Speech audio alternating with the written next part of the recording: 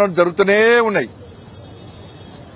గోవధ నిషేధ చట్టం అనేది ఉంది, అది దాన్ని పాలకులు గుర్తించాలి.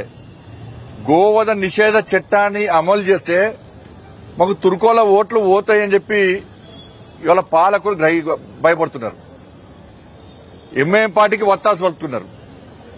గతంలో బీఆర్ఎస్ పార్టీ ఇదే విధంగా ఎంఐఎంకు వత్తాసు పలికినప్పుడు ఎంఐఎం గుండాలు రెచ్చిపోయి హత్యలు, దోపిడీలు, మానభంగాలు, అనేక రకాలుగా ఆగడాలు బీఆర్ఎస్ పార్టీ పాలనలో ఎంఐఎం పార్టీ గుండాలు చేశారు.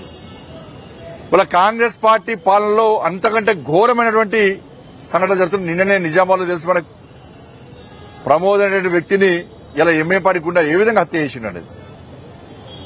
ఇది మొదటి సంఘటన కాదు. ఇది ఒకటి. ఇలా గోరక్షకులు ఎందుకు వస్తున్నారు? ఇవాళ ప్రభుత్వము చేయలేదు కాబట్టే ఇవాళ గోమాతను భారతీయులందరూ కూడా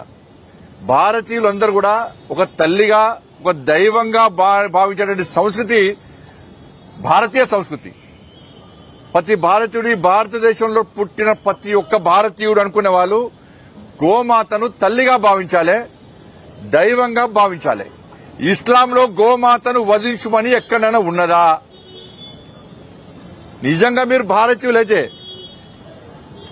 గోమాతను తల్లిగా భావించండి, లేకుంటే మీ తల్లిని కూడా మీరు నరుక్కుంటారంటే దానికి ఏం చేయలేం మేము. అటువంటి నీచపు ఆలోచన ఇస్లాంలో ఉందా చెప్పండి.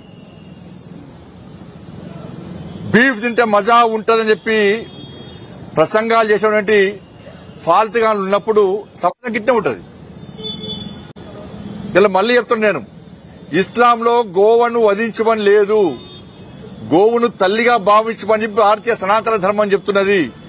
మీరు ఇదే గోమాతను ఈ విధంగా వధిస్తే మీ తల్లిని మీరు నరుక్కున్నట్టే. అట్లా నరుక్కోవడానికి సిద్ధమైతే మీ ఇష్టం, అది మీ కర్మ, మీ విజ్ఞత వదిలేస్తున్నాం. అది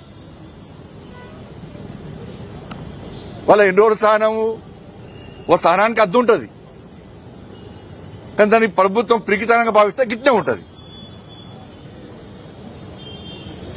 ఇలా ముఖ్యమంత్రి గారు వచ్చి గోశాలలో పెడితే